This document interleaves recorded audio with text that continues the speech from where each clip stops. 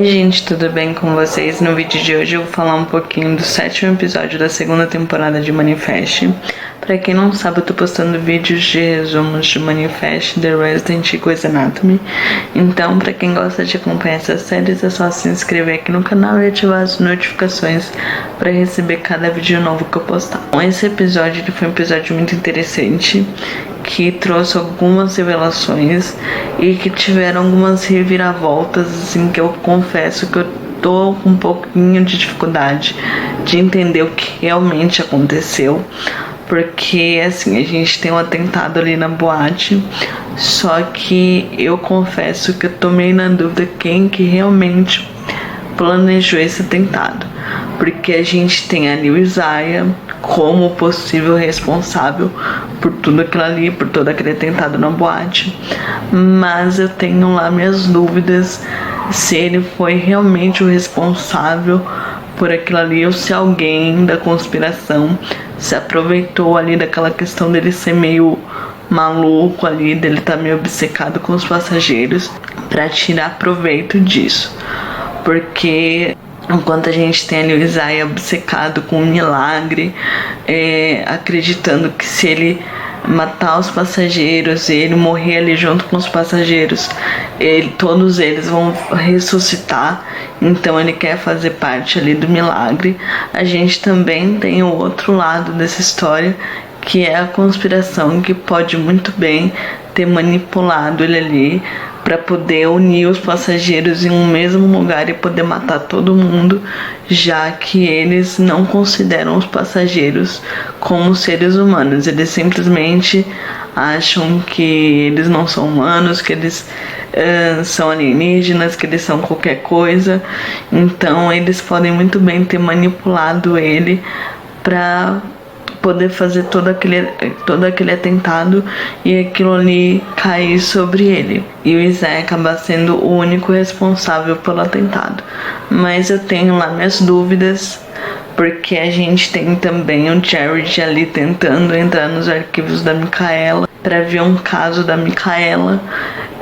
Então a gente não entende muito bem o que tá acontecendo, quem é que tá realmente arquitetando esse plano. Eu confesso que eu tenho lá minhas dúvidas, mas também tem uma outra possibilidade de que todo esse plano do atentado realmente seja só do Isaiah. E toda essa história que a gente viu ali do Jared pesquisando o arquivo, querendo ter acesso ali ao caso da Micaela, seja só uma outra história para um próximo episódio. Talvez não tenha relação nenhuma com o atentado, mas eu achei o Jared bem suspeito. E eu acho que no próximo episódio a Micaela pode dar uma investigada ali nele, porque eu revi o episódio e eu não lembro da Grace passando o endereço da boate pro Jared. Pra mim, o que eu vi foi só ela ali conversando com o Cal e com o Zack sobre onde a Ollie estaria. E o Cal fala que ele pode arrumar o endereço ali com as mensagens de texto dela. Mas eu não vi em nenhum momento a Grace passando o endereço da boate pro Jared. Então eu acho que se a conspiração não for completamente responsável, eles podem ter alguma participação no que aconteceu ali na boate, porque eu acho muito difícil o Isaiah conseguir juntar todos os passageiros no mesmo lugar e conseguir veneno.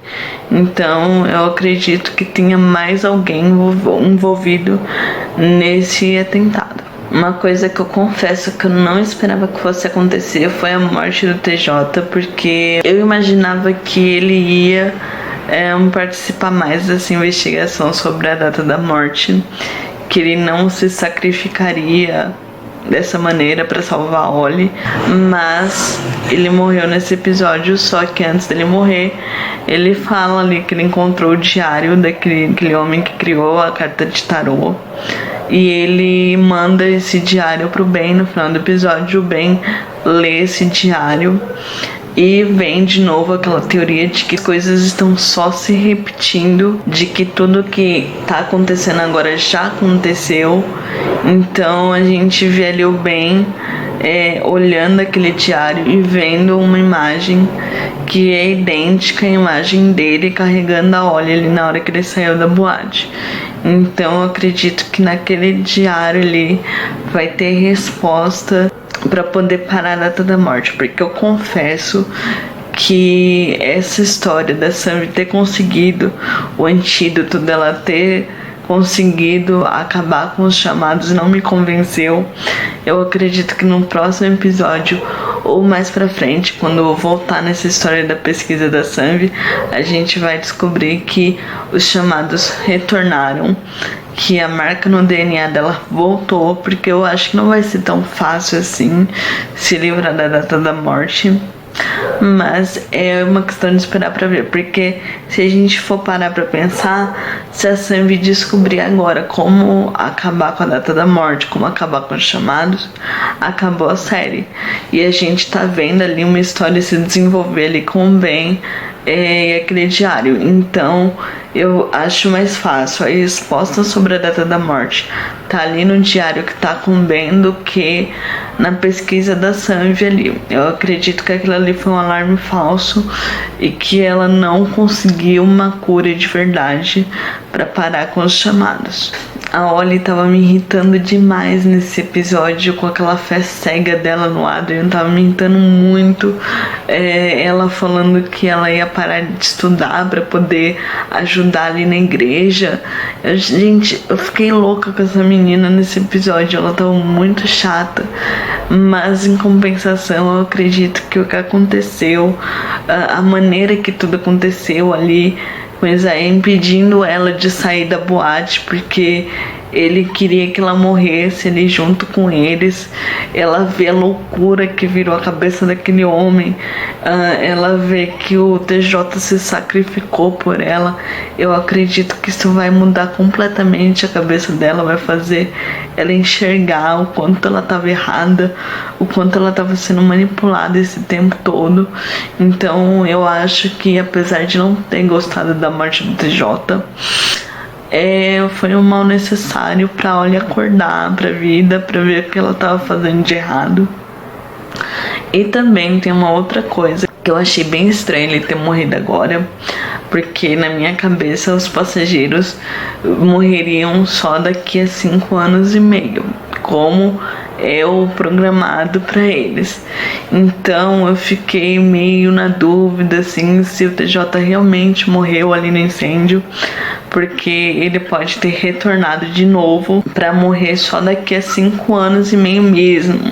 Mas eu gostaria que fosse assim, para ter mais um mistério de entender por que eles têm esse prazo de validade tão certo assim.